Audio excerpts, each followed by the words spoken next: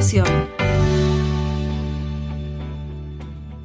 ¿Cómo están, queridos estudiantes? Soy el maestro Óscar Aroquipa Arteaga. Hoy vamos a hablar sobre el tema de los levantamientos indígenas en tierras bajas para el curso de cuarto de secundaria.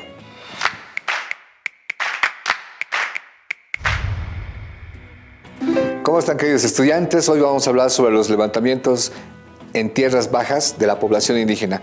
Hemos hablado ya en anteriores clases sobre los levantamientos de la población indígena. Ahora vamos a hablar sobre también los levantamientos, pero ya no en tierras altas. Vamos a hablar de estos levantamientos en tierras bajas. Bolivia compone una gran extensión en lo que se conoce como la llanura. Bolivia, como sabemos, está dividida en tres zonas: la zona del occidente, la zona de los valles y la zona de los llanos. Cuando hablamos de esta zona geográfica, vemos que existen diferentes naciones. Por ejemplo, estamos hablando de ayoreos, chiquitanos, guaraníes, mojeños, etc. Hay una gran cantidad de pueblos que vive hasta el día de hoy manteniendo gran parte de sus costumbres. Es el caso de este gran personaje mojeño trinitario, que es Pedro Ignacio de Muiva, que muy próximo tal vez a la fundación de la República de Bolivia va a protagonizar un levantamiento. Él va a ser el líder de este levantamiento en tierras mojeñas. Va a liderar este levantamiento que está yendo en contra de los españoles. Obviamente la población española era reducida si la comparamos con el occidente, que tenía las riquezas de la plata, por ejemplo, en Potosí.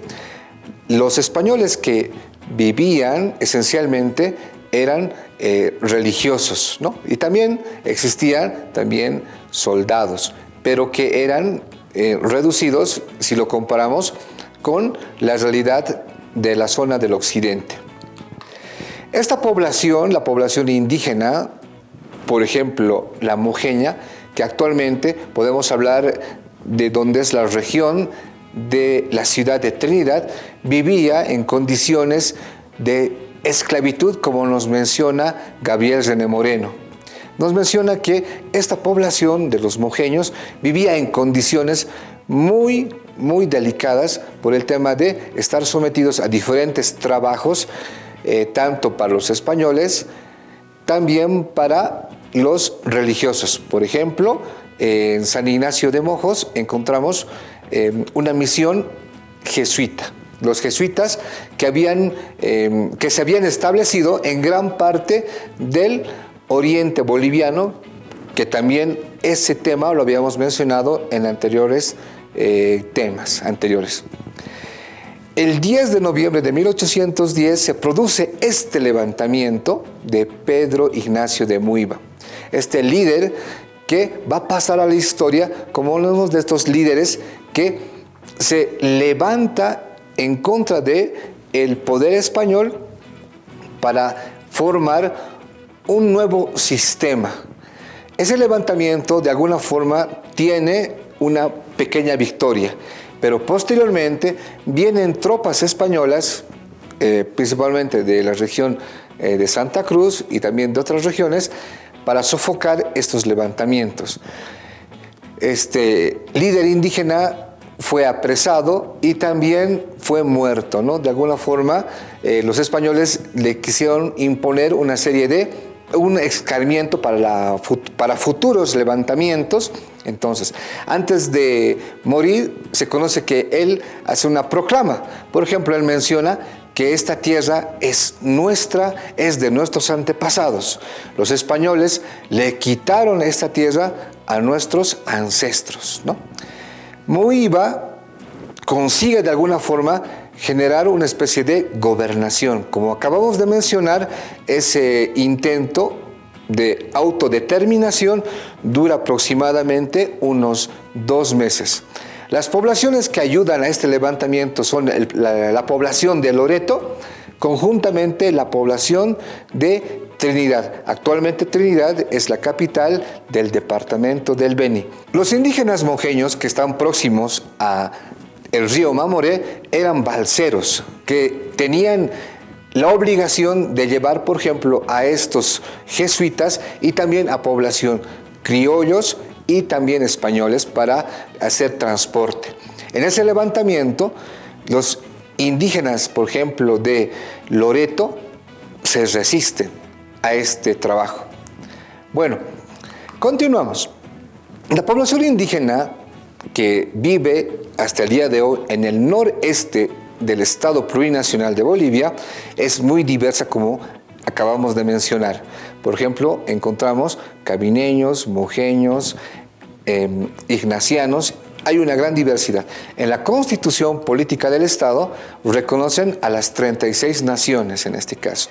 La más numerosa en el oriente boliviano es la chiquitana, seguida también de la guaraní. Ahora vamos a retomar este tema para cerrar este ciclo. Estamos hablando de las líderes mujeres que participan en estos levantamientos para conseguir la autodeterminación, la independencia de estas tierras que estaban en poder español. Primero vamos a hablar de la esposa de este muy conocido Túpac Amaru, Micaela Bastidas, que muere en 1781. Micaela Bastidas, como también hemos mencionado en anteriores temas, participa, colabora de forma activa con Túpac Amaru. También sufre la pena de muerte juntamente con su esposo. También sus hijos, como también hemos mencionado en anteriores cursos. También vamos a hablar de esta lideresa Bartolina Sisa, que es la esposa, la pareja de este líder muy conocido en la zona occidental de Bolivia, que en ese momento se conocía como Alto Perú, Túpac Katari, Juliana Pasa, que va a morir en 1782, juntamente con el esposo. Bartolina Sisa va a comandar, por ejemplo, la toma de la población de Sorata. Entonces, esta mujer no simplemente participa como ayudante, sino va a asumir la conducción de este movimiento. Vamos a hablar de la hermana de Juliana Pasa, Gregoria Pasa, que también participa en este levantamiento en contra del poder español. También vamos a hablar de otra líder indígena, Isidora Katari, que también participa en estos movimientos que están en contra del poder español. También hablemos de la muy conocida Juana Zurduy Bermúdez, que en el año 2011 el Estado le reconoce como mariscala del Estado Plurinacional. Conjuntamente a su esposo Asensio Padilla van a liderar una de las republiquitas más conocidas. Esta mujer obtiene el grado de teniente coronel. También, a partir de la independencia de Buenos Aires, se le envía un sable en reconocimiento de esa posición como líder, no simplemente como un apoyo a su esposo, sino como una líder activa en la guerra de independencia. También hablemos de Vicenta Juárez Teguino, que también colabora a estas guerrillas y también levantamientos que están en contra del poder español. Bueno, participan también diferentes mujeres en este levantamiento. Ahora, vamos a hacer un análisis de este proceso. La lógica de la población indígena, ¿qué nos dice en ese momento?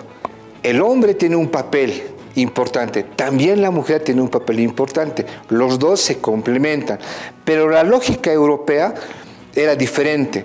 El hombre está por encima de la mujer, en este caso, y posteriormente ese tipo de lógica también va a influir a la población indígena.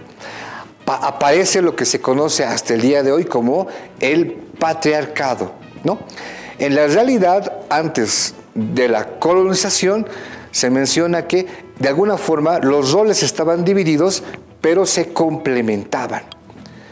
Ya en el periodo de la República, lamentablemente, cuando se consigue la independencia de la corona española, la mujer, y también vamos a hablar no solamente de la mujer indígena, que también está muy al margen del Estado. Si evidentemente el varón indígena no participa activamente en el Estado, es mucho peor cuando hablamos de la mujer indígena, porque la mujer indígena está muy por debajo del hombre en este caso.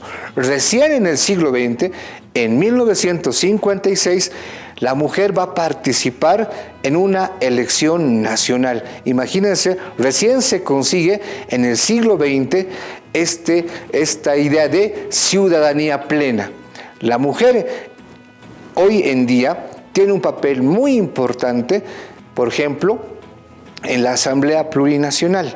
Tiene que existir una paridad entre legisladores varones, también entre legisladores mujeres, ¿no? Tiene que existir una casi paridad, una igualdad en cuanto a la representación. El Estado boliviano actualmente está tomando diferentes transformaciones que van a favorecer principalmente a estos sectores, de alguna forma conocidos como sectores vulnerables, ¿no? Pero la mujer cada vez va empoderándose más y va a asumir ese papel que, por ejemplo, líderes como Juana Zurduy han tenido en nuestra historia. Bueno, queridos estudiantes, hoy hemos terminado este tema. Conmigo nos encontramos la siguiente clase, pero no te olvides revisar los textos del Ministerio de Educación, que los encuentras en la plataforma educativa. Hasta luego. Educa Bolivia 2021, año por la recuperación del derecho a la educación. Cierra el grifo para cuidar el agua. Educación para proteger la vida. Cuidemos el medio ambiente.